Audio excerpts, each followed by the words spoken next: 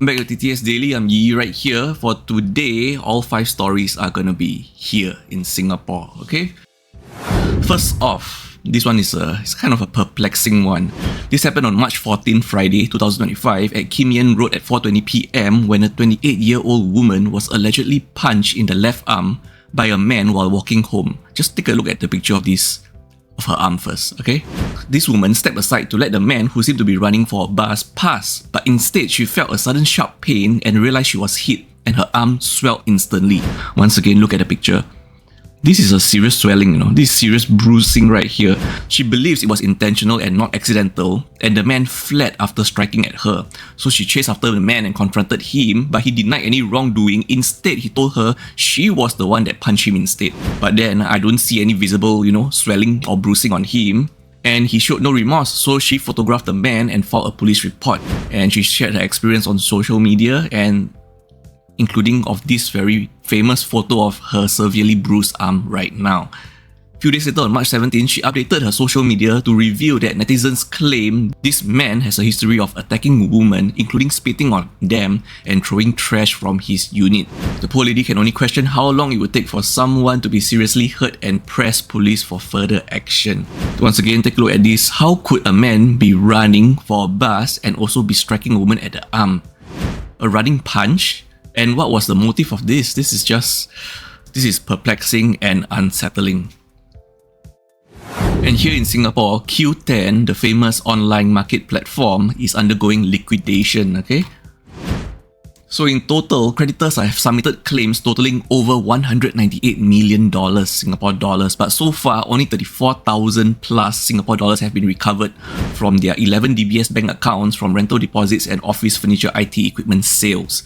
So 34,000 out of $198 million claim we're still very far from the total goal, okay? Q10 CEO Koo Yang Bei claims total assets are worth around $685 million. However, this valuation is based on the 3 e-commerce platforms which are now under restructuring in Seoul bankruptcy court. So, if your total value is over $600 million based on 3 online platforms that are undergoing restructuring, what is the current valuation now? This young 13-year-old boy, Keanu Akbar, is earning pocket money by cutting hair at a HDB stairwell in Clementi, Singapore. He was inspired by a bad haircut in his youth, so Keanu, a secondary 2 student at Newtown Secondary School, taught himself haircutting skills online to avoid future disappointments. Wow. By December 2024, he mastered various techniques, so he knows more than one haircut style now, practicing on his 17-year-old brother and friends, and now he charges $8 per haircut operating from a makeshift setup due to space constraints at home. As you can see, he's making the haircut at the stairwell. Since January 2025, Keanu's social media and videos have gained traction with some exceeding 138,000 views and 2,000 likes. And he has earned over $800 since starting, so there's over 800 customers. Thankfully, he has his family support. His family, especially his brother, helped spread the word. His parents were initially skeptical. I mean, he is still in secondary school. Should he be earning pocket money this way? But are now supportive after seeing his talent. I mean, from the pictures, some of the slopes look quite clean. And as such, his parents have funded better equipment for Keanu to support his passion. So now what he does is he cuts hair on weekend afternoons, studies in the evening, ensuring schoolwork isn't neglected. Looks like he has his priorities set right. And after O-levels, in 3 years' time, he aims to pursue hairdressing, and finally, he has dreams to open his own barber shop. Wow, what a great start. This is why, if you are a road user, you don't tailgate behind heavy vehicles, okay?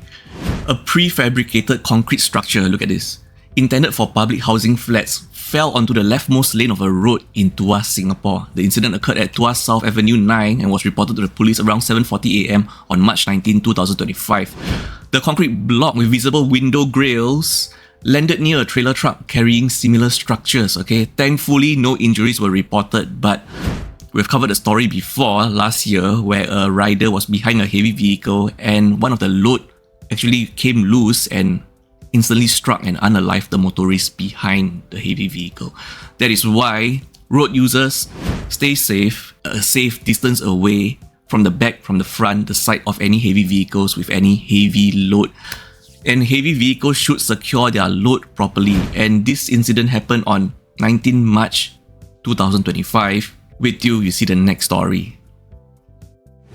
Our second story, also the last story of the day, a large pipe fell off a trailer at the junction of Balestier Road and Kim Kiat Road, Singapore on March 21st, 2025 at around 9 AM. Thankfully, once again, no injuries are reported, but just take a look at this. Another heavy vehicle with heavy load. Not sure if they're not secured properly or if there was some bad road conditions which caused this accident. It was believed the trailer self-skidded while turning in a yellow box. The pipe blocked 2 out of 3 lanes, causing traffic disruption, and part of the pipe fell onto the roadside pavement.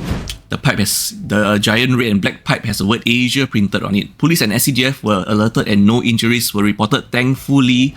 But once again, like the previous story I've shared, heavy vehicles, heavy load have to be properly loaded. But then, as road users, you do not know the road conditions. So as road users, you see a heavy vehicle with heavy load, keep a safe distance from them.